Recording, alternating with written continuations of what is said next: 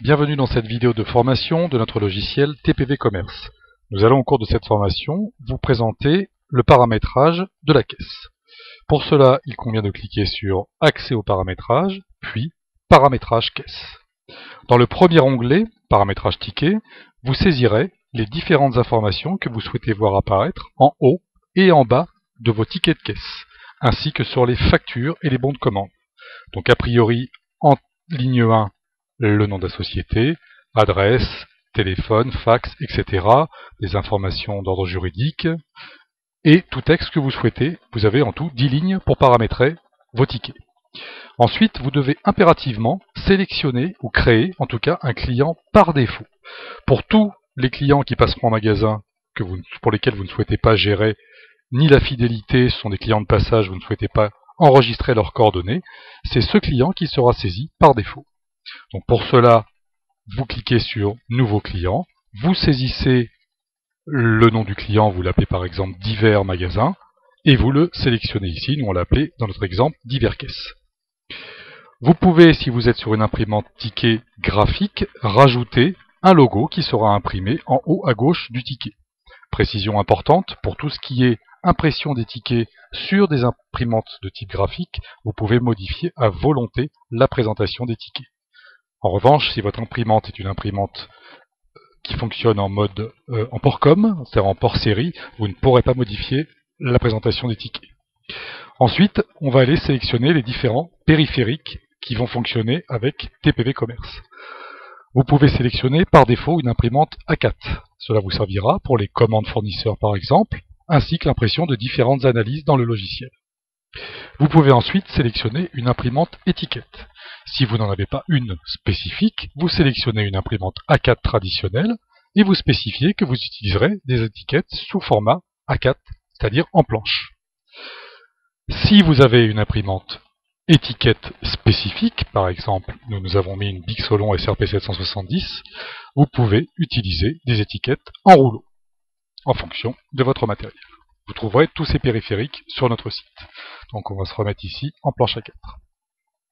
Si vous utilisez un écran tactile, vous le précisez ici, ce qui permettra dans la caisse de supprimer le curseur de souris.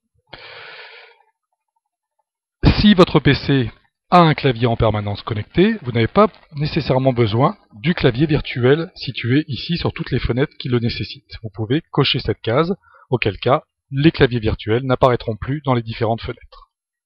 Ensuite, vous paramétrez votre imprimante ticket. Deux modes de connexion possibles. Soit elle utilise un driver Windows traditionnel, comme une imprimante, auquel cas vous sélectionnez ça, soit elle est en port série, en port com, et ici il conviendra de spécifier le port sur lequel elle est connectée, les baudes, la parité, bits de données et bit stop. Ces paramétrages sont fonction de votre imprimante. Une fois que vous avez sélectionné ces différents paramétrages, vous pouvez tester l'imprimante et le programme enverra 2 lignes de texte pour vérifier que tout fonctionne bien. On va rester dans notre exemple, nous sommes sur une imprimante que nous avons mise en driver Windows.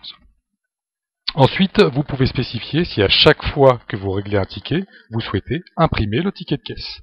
Vous pouvez spécifier également le nombre de tickets que vous souhaitez imprimer. Par exemple 2 pour en donner un au client et un pour vous. Si vous avez connecté un tiroir caisse à l'imprimante ticket, vous cochez cette case et vous pouvez tester ici l'ouverture du tiroir caisse. Ensuite, cas de nombreux magasins, vous pouvez être amené à utiliser un afficheur. Au fur et à mesure que les produits seront rajoutés sur le ticket de caisse, l'afficheur rajoutera les produits et indiquera le montant total du ticket. Même principe, vous spécifiez le port de communication, les baudes, et vous pouvez tester l'afficheur. Par défaut, tant que vous ne saisirez pas d'article, l'afficheur indiquera le texte que vous mettrez ici en ligne 1 et en ligne 2. Si vous souhaitez mettre en place un contrôle DALAS, le paramétrage se réalise ici. Vous trouverez sur notre site une vidéo spécifique sur l'activation du contrôle par clé DALAS. Ensuite, la devise. Par défaut, dans TPV Commerce, la devise utilisée est l'euro. Donc si vous souhaitez utiliser l'euro, vous ne spécifiez rien dans ce paramétrage. Maintenant, si vous êtes sur une autre devise, vous saisissez la devise ici, et dans tout le logiciel, c'est cette devise qui sera prise en compte.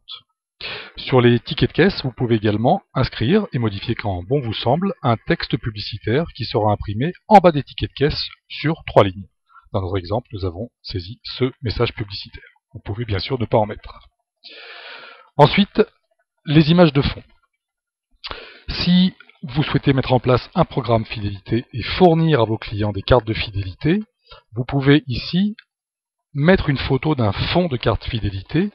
Cela n'a d'intérêt que si vous êtes doté d'une imprimante qui imprime sur PVC, donc des cartes de fidélité, type Tattoo 2 de chez Evolis. Dans ce cas, le programme pourra imprimer les cartes de fidélité sur ce type d'imprimante en rajoutant donc l'image de fond bien sûr que vous aurez sélectionné, le code barre de la carte de fidélité et le nom du client. Les chèques cadeaux, c'est ici également que vous pourrez spécifier, si vous souhaitez imprimer directement sur l'imprimante un fond spécifique, l'image de votre chèque cadeau. Vous pourrez faire appel éventuellement à une agence de communication qui vous fera une maquette pour pouvoir imprimer le chèque cadeau. Si vous souhaitez imprimer vos chèques cadeaux directement sur des chèques cadeaux déjà imprimés, bien évidemment, vous ne spécifierez pas d'image ici. Voilà, c'est tout. Il suffit d'enregistrer ce paramétrage pour que votre caisse soit active. Merci de votre attention. À très bientôt.